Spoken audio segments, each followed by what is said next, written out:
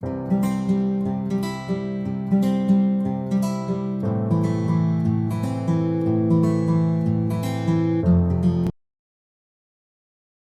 पता है मैं सब कुछ नहीं कर सकता, लेकिन जो मैं कर सकता हूँ उसमें कोई कसर भी नहीं छोड़ना चाहता। So hello everyone, this is Arpit and welcome you all to Edutainment. To improve your vocabulary section, we are going to start a series in which we will be discussing the vocabulary that are asked in the previous exam.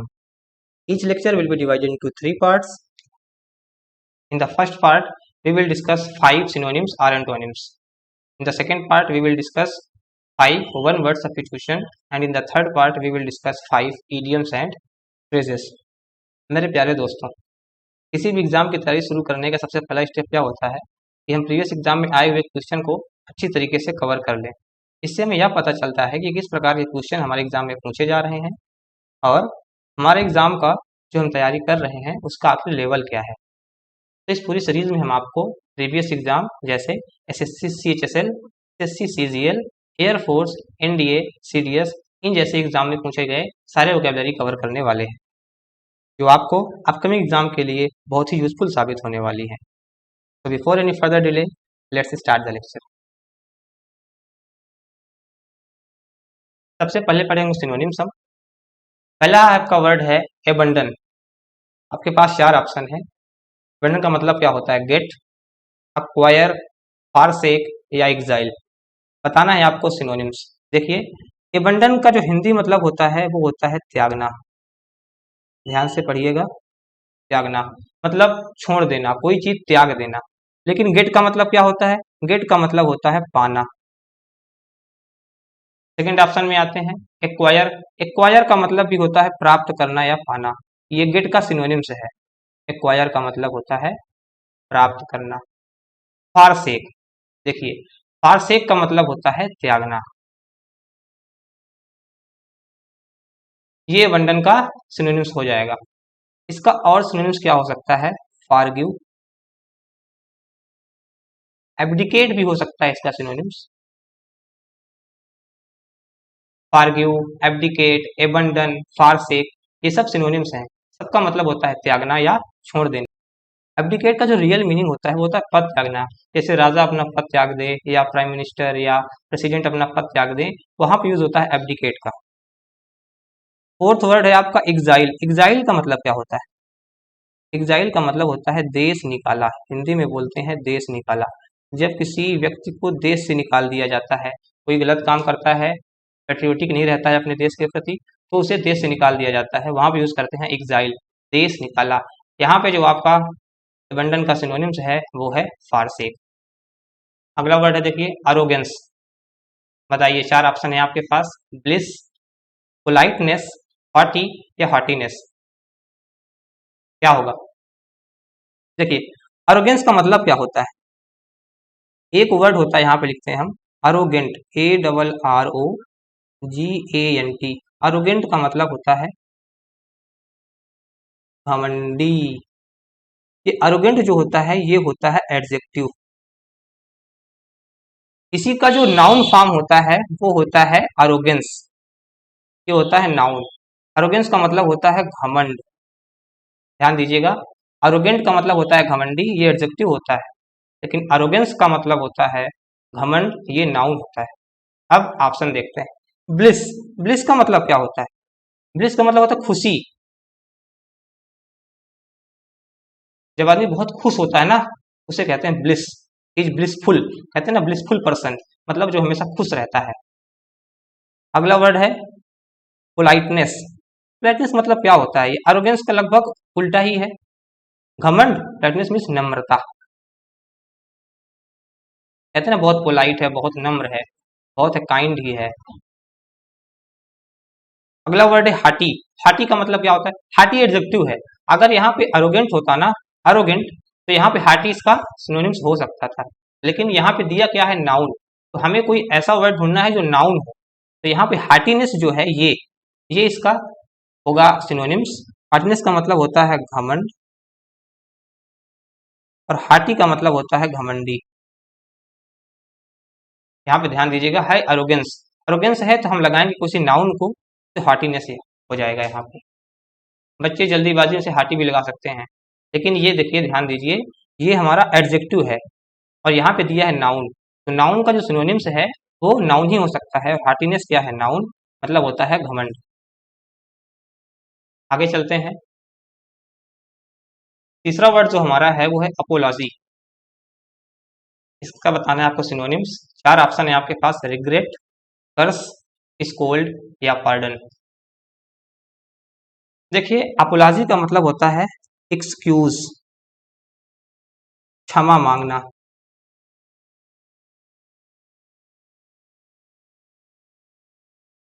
अब आप देखिए, आपके पास option regret है। Regret का मतलब क्या होता है? रिग्रेट का मतलब होता है पश्चाताप करना, पश्चाताप करना। कर्स, कर्स का मतलब क्या होता है? कर्स का मतलब होता है श्राप देना। ये सब क्या है? वर्ब है। स्कोल्ड का मतलब क्या होता है? स्कोल्ड का मतलब होता है डांटना या फटकारना, डांटना या फटकारना। जैसे पिताजी अपने बच्चे को डांटते हैं, माता जी अपने बच्चे को डांटती हैं, टीचर डांटते हैं स्टूडेंट्स को। वहाँ कहते हैं स्कोल्ड करना, कोई गलत काम किया है छोटा उसे डांटते हैं। पार्डन, इसका मतलब होता है क्षमा करना या क्षमा मांगना। तो वर्ड हमारे पास जिसका अपोलॉजी का सिनोनिम्स हुआ वो हुआ पार्डन। आगे चलते हैं। देखिए, एडप्ट का मतलब क्या होता है बताइए। 4 आपके पास ऑप्शन है, सही सिनोनिम्स आप चूज करिए। फूल, बी फूल, एक्सपर्ट या फियरलेस। देखिए, सबसे पहले समझिए एडप्ट का मतलब क्या होता है। एडप्ट का मतलब होता है स्किलफुल, या बोल सकते हैं आप एक्सपर्ट। स्किलफुल या एक्सपर्ट मतलब दक्ष, हिंदी में बोलेंगे दक्ष या निपुण। कोई व्यक्ति किसी काम में बहुत निपुण होता है, दक्ष होता है, मतलब उस काम को बहुत अच्छी तरीके से वो कर सकता है नॉर्मल इंसान की तुलना में। दक्ष, निपुण, या बोलते हैं इसे हम कुशल भी, बहुत कुशल है। अब देखिए ऑप्शन क्या है। फूल, फूल मीन्स होता है क्या? मूर्ख, एक कम दिमाग का इंसान, एक चूड़ी लग गई है जिसकी। बी फूल मीन्स होता है बेवकूफ बनाना। फूल का मतलब होता है बेवकूफ, सॉरी।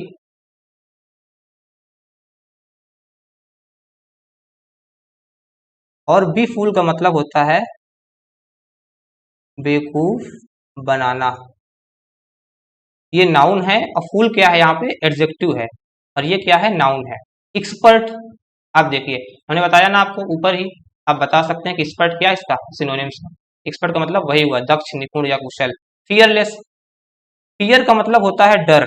फियरलेस का मतलब, लेस मीन्स कम हो जो, मतलब फियर ही ना हो, निडर। इसका अगर हम बताएंगे एंटोनिम्स तो क्या हो जाएगा? फियरफुल, फियरफुल मतलब डरपोक, फियरलेस मतलब निडर, जो डरता नहीं है। आगे चलते हैं। अगला वर्ड है एड। आपके पास 4 ऑप्शन है, आप सिनोनिम्स बताइए। एड, एबिलिटी, ब्लेस या हेल्प। देखिए, ये एड का मतलब क्या होता है? ये मतलब होता है एड। आप सुने होंगे फर्स्ट एड बॉक्स, वहां पे भी इसका मतलब सेम ही होता है। एड का मतलब होता है हेल्प।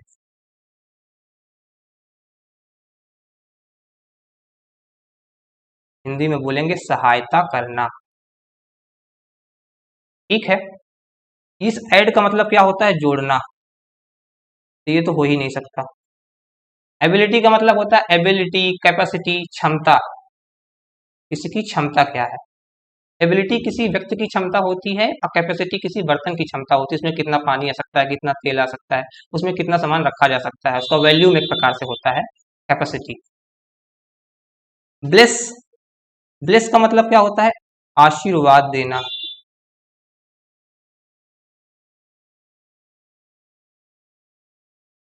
हेल्प का मतलब क्या होता है? सहायता करना, हमने लिखा ही है।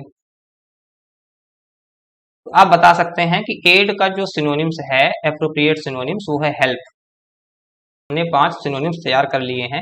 अब हम चलते हैं अपने अगले सेक्शन पे, जो है वन वर्ड सब्स्टिट्यूशन। देखिए, पहला है a medicine that kills germs, मतलब कोई ऐसी दवा जो जर्म्स को मारने की काम करती है। आपके पास ऑप्शन है इंसेक्टिसाइड, होमिसाइड, इन्फेंटिसाइड या जर्मिसाइड। देखिए, इंसेक्टिसाइड का मतलब क्या हुआ। सबसे पहले समझिए साइड का मतलब क्या होता है। CIDE, साइड का मतलब होता है किल, हत्या करना या मारना। यहाँ पे है इंसेक्ट, इंसेक्ट मीन्स कीड़ा मकोड़ा या इंसेक्ट।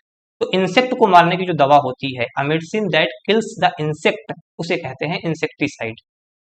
लेकिन a medicine that kills the germs, उसे कहते हैं हम फोर्थ ऑप्शन जर्मीसाइड। जर्मी मतलब जर्म, साइड मतलब किल करना। ऐसी दवा जो जर्म्स को मारती है वो हो गई जर्मीसाइड, जो इंसेक्ट को मारती है वो हो गई इंसेक्टिसाइड। अब है होमिसाइड।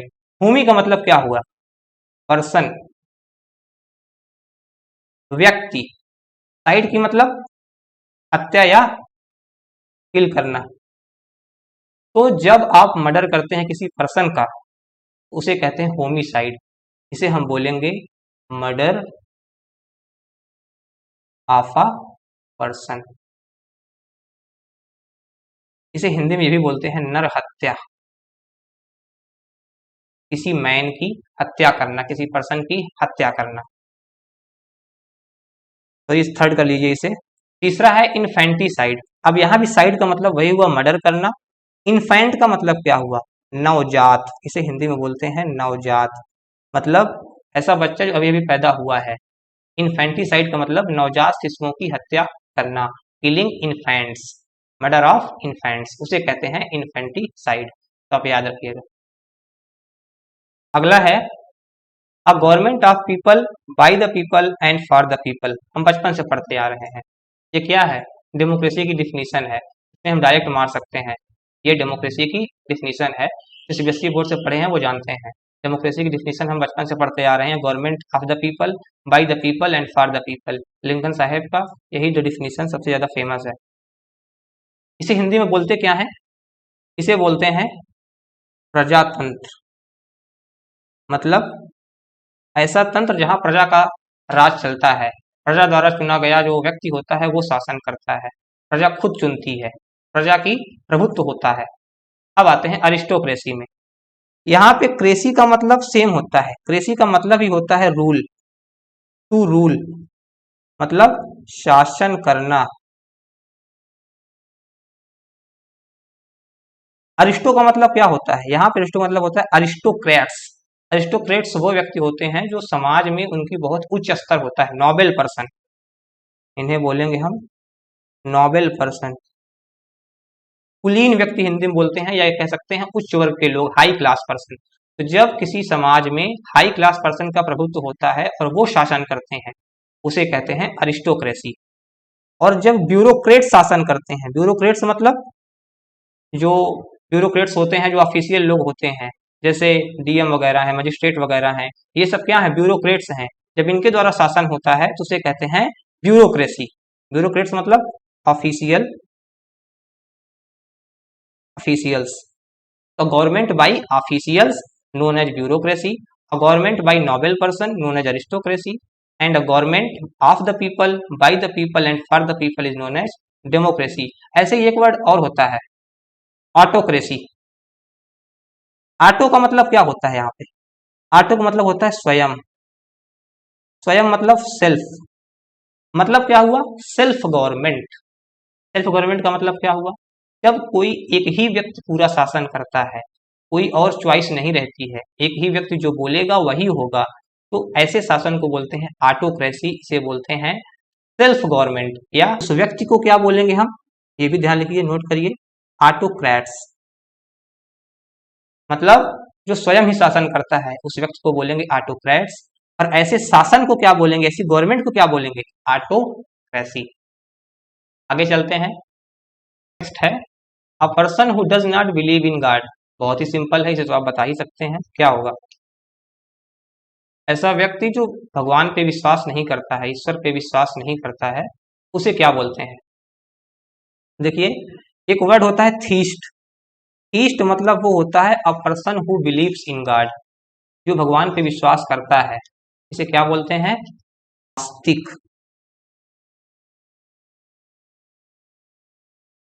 तीसरा ऑप्शन है आपके पास एथीस्ट, जहां पे ए लग गया, देखिए यहां से थीस्ट है। थीस्ट मतलब होता है आस्तिक, जो भगवान पे विश्वास करता है, a person who believes in God. लेकिन यहाँ पे है एथीस्ट, ए लग गया, तो ए का मतलब क्या हुआ? ये इसके अर्थ को अपोजिट कर दिया। मतलब अब जो भगवान पे विश्वास नहीं करता है उसे क्या बोलेंगे? नास्तिक। तो थीस्ट मीन्स आस्तिक, एथीस्ट मीन्स नास्तिक। सेकंड देख लीजिए, एलियन। एलियन क्या होता है? एलियन को हम दो सेंस में यूज करते हैं। कभी कभी एलियन कहते हैं कि ऐसा व्यक्ति जो दूसरे ग्रह से आया हो, हम लोग की तरह नहीं दिखता है, अलग तरह के दिखता है, उसका पहनावा ओढ़ावा अलग तरीके का है, उसकी टेक्नोलॉजी अलग है, क्या क्या एलियन के बारे में हम सुनते हैं। एक वो एलियन होता है, एक एलियन हम फॉरेनर के लिए भी यूज करते हैं, FOREIGNER, मतलब विदेशी व्यक्ति जो हमारे देश का नहीं है, उसके लिए भी हम यूज कर लेते हैं विदेशी व्यक्ति, फॉरेनर या एलियन। देखिए, एक वर्ड है ऑप्टिमिस्टिक, फोर्थ वर्ड है ऑप्टिमिस्टिक। ऑप्टिमिस्टिक का मतलब होता है हिंदी में आशावादी। अब तो आप समझ ही गए होंगे, जो आशाएं रखता है, आशाओं से बंधा होता है, हमेशा सोचता है कि कुछ न कुछ अच्छा जरूर होगा जीवन में, निराशा नहीं रखता है, कितनी भी परेशानी आ जाए वो यही सोचता है कि कुछ न कुछ आगे अच्छा होने ही वाला है। ऐसे व्यक्ति को बोलते हैं आशावादी, इंग्लिश में बोलते हैं ऑप्टिमिस्टिक। इसका एक एंटोनिम्स होता है जस्ट अपोजिट, उसे क्या कहते हैं? पेसिमिस्ट, मतलब निराशावाद, निराशावादी। ऐसा व्यक्ति जो हमेशा निराश रहता है, जीवन में अच्छा भी हो रहा है ना, कहाँ यार कुछ अच्छा नहीं हो रहा, सब बुरा चल रहा है, पता नहीं जिंदगी कब सुधरेगी, और बताओ क्या हाल चाल चल रहा है, हमें सब वैसे ही चल रहा है, जीवन नरक है। ऐसे व्यक्ति को क्या बोलते हैं? निराशावादी। और एक व्यक्ति ऐसा है ऑप्टिमिस्टिक, जो जीवन में कुछ भी चल रहा है वो हमेशा आशावादी रहता है, हमेशा कुछ ना कुछ अच्छा सोचता रहता है। देखिए, यहाँ पे एक बात बताना चाहेंगे हम, थीस्ट एथीस्ट ये दो वर्ड होते हैं, एक तीसरा वर्ड भी होता है, नोट कर लीजिए, एग्नोस्टिक। एग्नोस्टिक का मतलब क्या होता है? जो ये कहता है कि हम नहीं जानते भगवान होते हैं या नहीं होते हैं, तो विश्वास करने की बात ही नहीं होती, वो डायरेक्ट कहता है भैया हम नहीं जानते हैं भगवान होते हैं या नहीं होते हैं। जो ये कहते हैं कि हम विश्वास रखते हैं भगवान होते हैं, उन्हें कहते हैं हम थीस्ट, मतलब आस्तिक। जो ये कहते हैं भगवान नहीं होते हैं उन्हें कहते हैं एथीस्ट, मतलब नास्तिक। जो ये कहते हैं हमें नहीं पता भगवान होते हैं नहीं होते हैं, हम नहीं मानते हैं, वो होते हैं एग्नोस्टिक। ये थोड़ा ईमानदार टाइप के इंसान होते हैं। अच्छा, आप ये बताइए, थीस्ट और एथीस्ट में कितना अंतर आपको दिखता है? आपको क्या लगता है इन दोनों विचारधारा में कितना अंतर है? आपको ये नहीं लगता कि दोनों एक ही नाव में पैर रखे हुए हैं? अब आप पूछेंगे क्यों? दोनों बिल्कुल अलग हैं। थीस्ट मतलब वास्तविक, जो भगवान पे विश्वास रखता है, एथीस्ट मतलब नास्तिक, जो भगवान पे विश्वास नहीं रखता है। देखिए क्या है, आप विश्वास किस चीज पे करते हैं? आप विश्वास उस चीज पे करते हैं जो आपको नहीं पता होता है। अगर आपको पता हो जाए कि भगवान होते हैं तो विश्वास करने की बात ही नहीं आएगी। जैसे आपसे कोई पूछे आपके पास दो हाथ हैं, आप विश्वास करते हैं? तो आप क्या कहते हैं? इसलिए हमारे हिसाब से थीस्ट और एथीस्ट दोनों एक ही नाव में पैर रखे हुए हैं। दोनों को नहीं पता है कि भगवान होते हैं नहीं होते हैं। एक विश्वास ये रखता है कि भगवान होते हैं, एक कहता है भगवान नहीं होते। एग्नोस्टिक आदमी ईमानदार है, वो कहता है भैया हमें नहीं पता कि भगवान होते हैं या नहीं होते हैं। अब आगे चलते हैं। दैट कांट बी बिलीव्ड, जिस पर विश्वास न किया जा सके, बिलीव मतलब विश्वास करना, और जिस पर विश्वास न किया जा सके क्या बोलेंगे? चार ऑप्शन है, क्रेडिबल, इनक्रेडिबल, एनिबल, एडिबल। मतलब क्रेडिबल का मतलब होता है जिस पर विश्वास किया जा सके, दैट कैन बी बिलीव्ड, मतलब हिंदी में बोलें तो इसे बोलेंगे विश्वसनीय। इनक्रेडिबल, इनक्रेडिबल का मतलब होता है दैट कांट बी बिलीव, जो लिखा है यही इसका सही ऑप्शन होगा। इनक्रेडिबल मतलब होता है अविश्वसनीय, आप पढ़ते होंगे, इनक्रेडिबल इंडिया, अविश्वसनीय भारत, अतुल्य भारत, जिसकी तुलना किसी से ना की जा सके। अतुल्य भी कह सकते हैं। एक वर्ड होता है क्रेडुलस। क्रेडुलस का मतलब क्या होता है? क्रेडुलस वो व्यक्ति होता है जो दूसरों पर बहुत जल्दी से विश्वास कर लेता है, एकदम भोला भाला, गलिबल टाइप का। एक वर्ड होता है गलिबल, एकदम भोला भाला, जो भी किसी ने बोला उस विश्वास कर लिया, उसे कहते हैं क्रेडुलस या गलिबल, जैसे कि मैं। एक वर्ड होता है कैनिबल। कैनिबल का मतलब क्या होता है? One who eats humans flesh, जो मानव का मांस खाता है उसे कहते हैं कैनिबल। इसे हिंदी में बोलते हैं नरभक्षी, मतलब जो मनुष्य का मांस खाता है उसे कहते हैं कैनिबल। देखिए ऐसे कई वर्ड होते हैं, जैसे हर्बीवोरस शाकाहारी, जो फूल पत्ती सब्जियां फल ये सब खाते हैं। एक होता है कार्निवोरस मांसाहारी, जो मांस वगैरह खाते हैं, जैसे शेर वगैरह है। एक होता है स्कावेंजर, जो सड़े गले पदार्थ खाते हैं, जैसे हिना वगैरह है। ऐसे ही कई वर्ड होते हैं, इसे आप याद रखिएगा।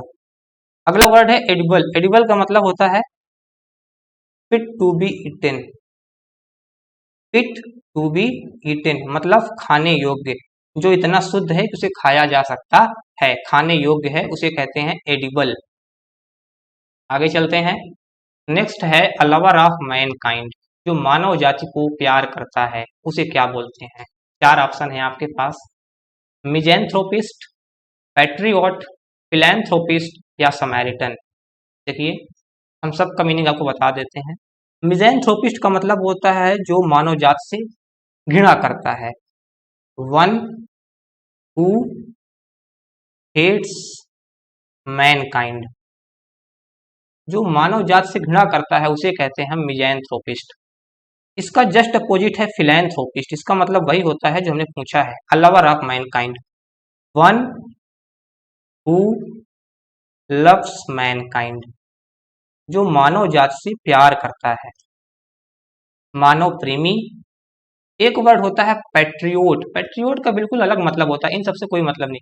पैट्रियोट मतलब होता है देश प्रेमी, जो अपने देश से अपने प्रदेश से प्यार रखता है उसे कहते हैं patriot. One who loves his country, one who आप लिख सकते हैं one who loves his country, उसे कहते हैं पैट्रियोट। देशभक्त या देश प्रेमी भी कह सकते हैं आप, देशभक्त भी कह सकते हैं। अगला वर्ड है समैरिटन। समैरिटन का क्या मतलब होता है? समैरिटन का मतलब होता है ये प्यार तो करता है मनुष्य जाति को, लेकिन इसका स्पेसिफिक मतलब ये होता है कि जो दूसरों की हेल्प करता है। वन हु हेल्प्स अदर्स, मतलब बहुत ही काइंड पर्सन, बहुत हेल्पिंग पर्सन, दूसरों की बहुत हेल्प करता है उसे कहते हैं Samaritan. One who helps other. हम आगे, हमारे 5 वन वर्ड सब्स्टिट्यूशन भी खत्म हो चुके हैं। अब हम करते हैं इडियम्स एंड फ्रेजेस। लिख देते हैं, यहाँ पे लिखा नहीं है, इडियम्स एंड फ्रेजेस।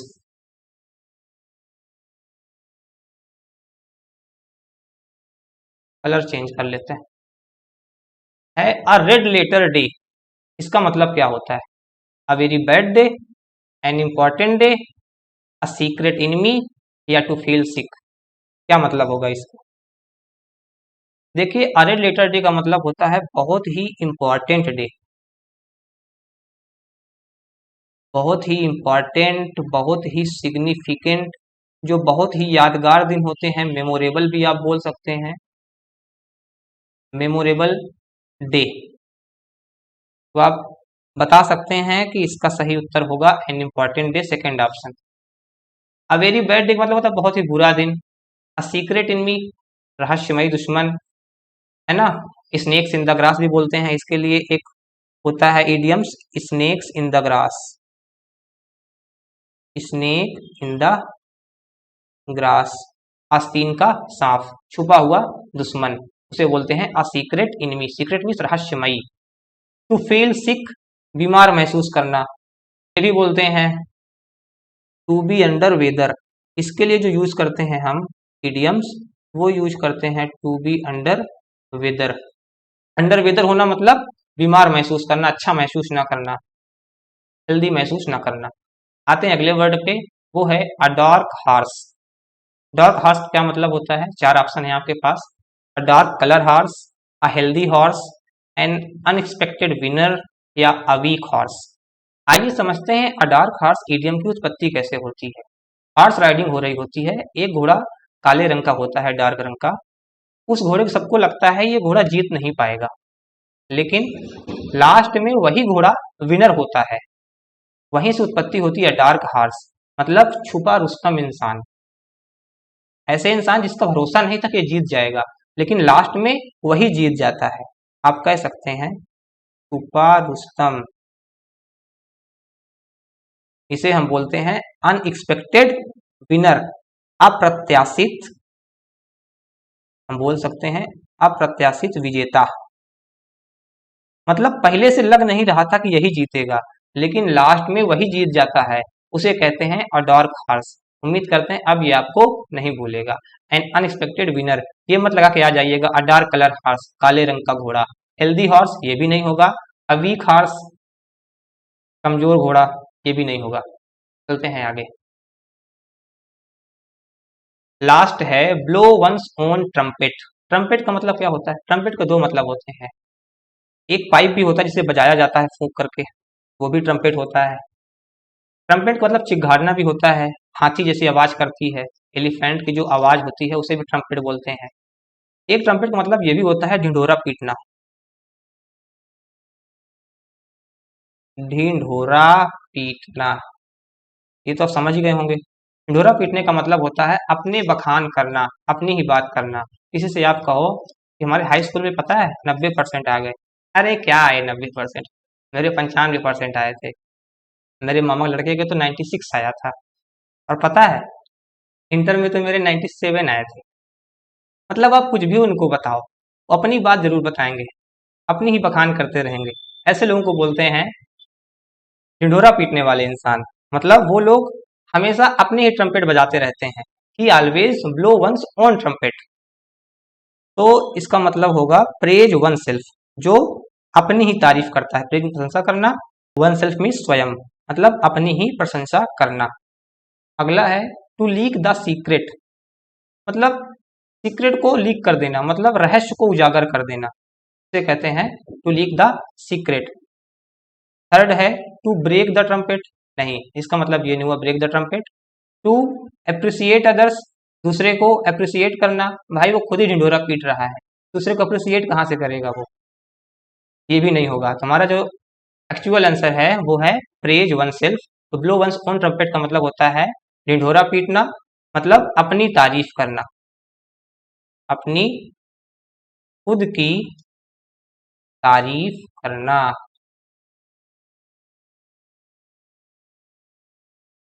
तो दोस्तों आशा करते हैं लेक्चर आपको पसंद आया होगा।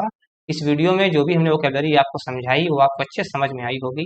ये सारी वोकेबलरी प्रीवियस ईयर एग्जाम में पूछी गई हैं, तो आपके आने वाले एग्जाम्स के लिए बहुत ही इंपॉर्टेंट है। अगर वीडियो आपको अच्छा लगा हो तो प्लीज़ लाइक कीजिए, कमेंट कीजिए, और ऐसी ही वीडियो और पाने के लिए चैनल को सब्सक्राइब कीजिए, बेल आइकन को प्रेस कीजिए, ताकि जब भी हम नई वीडियो अपलोड करें आपको समय पे नोटिफिकेशन मिल जाए। तो मिलते हैं अगले लेक्चर में। तब तक के लिए अपना और अपनों का ख्याल रखिए, खुश रहिए, मस्त रहिए। Thank you.